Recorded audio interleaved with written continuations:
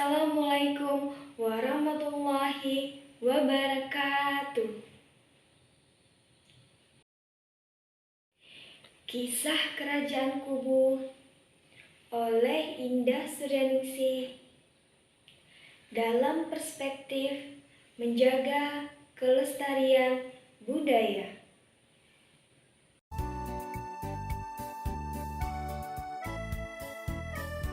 Raja Kubu pertama Said Idrus bin Said Abdurrahman. Negeri lahirnya dari negeri Yaman. Doa pembuka saya ucapkan, Bismillahirrahmanirrahim saya lantunkan. Raja Kubu dari kota Yaman, taat agama jadi panutan. Dengarkan dan coba hayatkan cerita Raja Kubu saya sampaikan. Keraton Kubu tepi sungai, dipandang dari jauh bagus nampaknya. Mari simak cerita ini, semoga menjadi cagar budaya.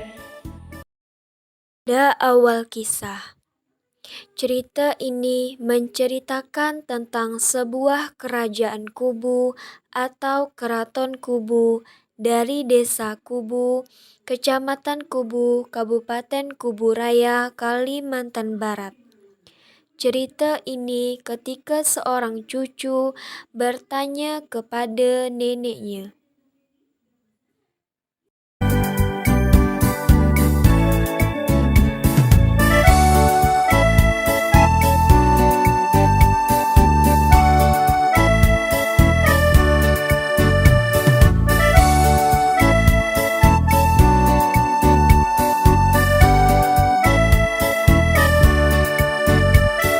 kawan-kawan yang berbahagia, di dalam kisah ini diperankan oleh Nenek dan Rina.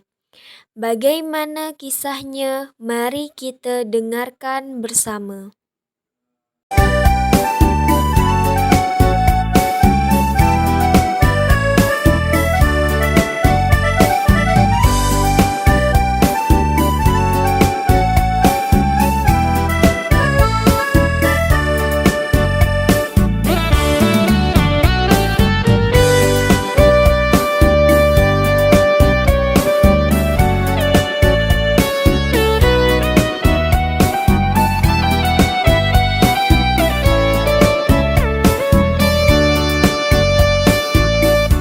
Dalam kisah, pada suatu hari, sore itu Nenek dan Rina baru pulang dari keraton Kubu.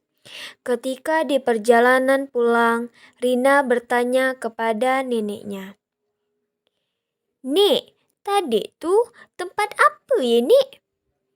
"Oh, itu tuh tempat kerajaan, Cuk."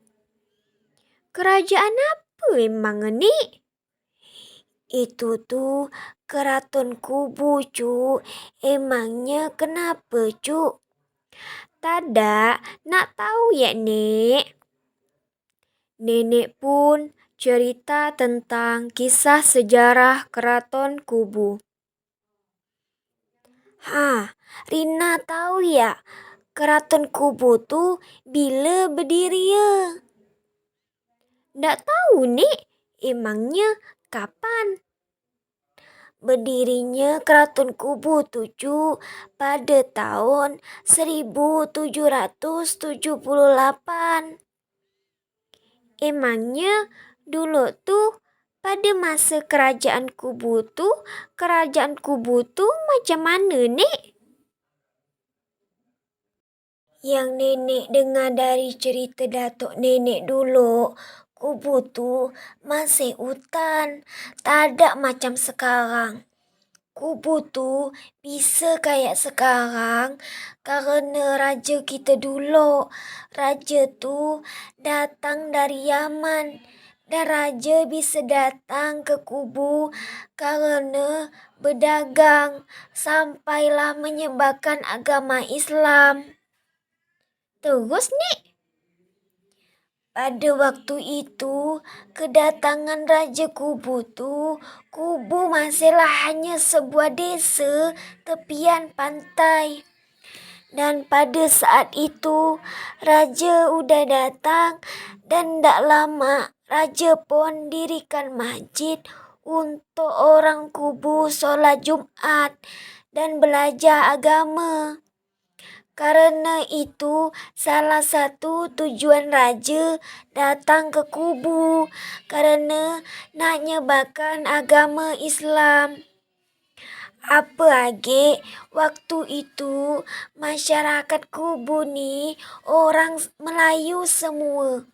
Jadi yang dilakukan raja tentang agama dah dianggap wajar. Dan pada saat raja kubu lah, masyarakat kubu ni bisa memperdalam yang namanya agama. Emangnya siapa raja kubu tu ni? Terus, ngapa dia bisa jadi raja? Raja kubu 7 Sultan Syahid Idrus bin Syahid Abdurrahman Al-Idrus. Beliau bisa jadi raja karena dipercaya masyarakat kubu bahawa dia bisa jadi pemimpin kerana beliau taat agama dan kerana sifat baik dan kedermawanan beliau lah yang buat orang kubu milih beliau jadi raja. Kalaulah misalnya dia tak memimpin kubu ni, mungkin kubu ni jadi desa yang tertinggal. Pada saat itu pun emang harus ada pemimpin kerana untuk memimpin masyarakat kubu ni menjadi masyarakat yang damai. Dan ada sistem pemerintahan di dalam sebuah masyarakat dan bisa tahu dan ngikut kemajuan di luar sana. Karena itulah beliau diangkat untuk jadi raja sekaligus memimpin kubu. Nenek sembari bercerita ketika pulang ke rumah. Sesampainya di rumah, Rina pun bertanya lagi mengenai keraton kubu. Rina ni nak tanya age ni, ngapa keraton tu tak ada bahang-bahang ni? Tak macam keraton Pontianak, Mempawah, ada masih bahang-bahang bahang peninggalan kerajaan ni. Barang-barang tu cu udah tak ada mang kerana masa itu tu ada Belanda menjajah bentar di kubu ni. Dan pada waktu itu Belanda ngerebut separuh barang-barang tu. Dan sehabis Belanda pergi, sebenarnya masih ada barang tu. Dan bisa kita lihat sampai sekarang. Tapi sayangnya barang tu dah dibawa sama keturunan asli dari Raja Kubu untuk ditaruhnya di tempat yang lebih aman. Karena itu adalah peninggalan warisan nenek moyangnya. Gitu rupanya ni. Pantaslah dah tak ada dah. Padahal Rina pengen nak nengok ni.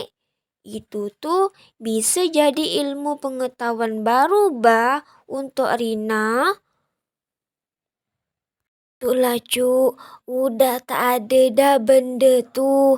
Yang adalah ni harus kita jaga dan kita lestarikan. Seperti keratonnya, meriam dan makam raja. Itulah ni, untung je itu masih ada ya ni. Jadi Rina bisa nengok walaupun itu separuh dari peninggalan kerajaan kubu.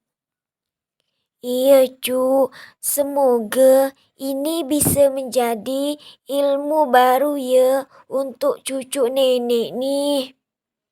Iya nek, makasih banyak ya nek. udah ceritakan tentang Keraton Kubu sama Rina. Iya, Cu, sama-sama. Amanat dari cerita ini adalah ketika kita sebagai seorang manusia harus menjaga peninggalan sejarah kita. Karena itu adalah cara penting bagi manusia untuk menyampaikan pemahaman tentang masa lalu kepada generasi mendatang.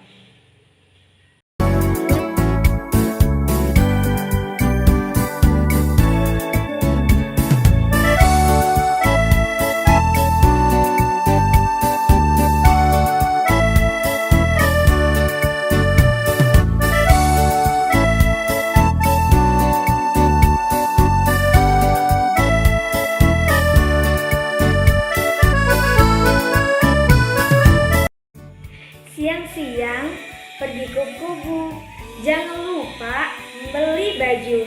Demikian cerita Keraton Kubu. Semoga menghibur para tamu. Hari Senin boseh-boseh, pasang bendera dia berkibar. Cukup sekian dan terima kasih. Maaf cerita saya panjang lebar. Pergi mendaki ke puncak Himalaya. Di persimpangan bertemu Ulfa. Cukup sekian cerita saya.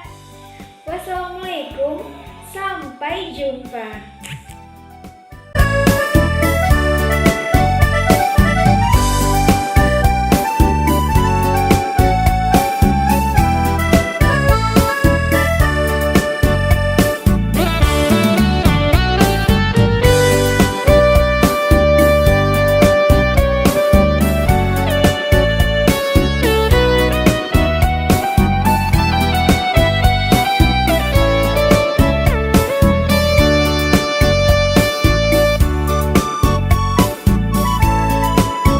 Dengarkan ya.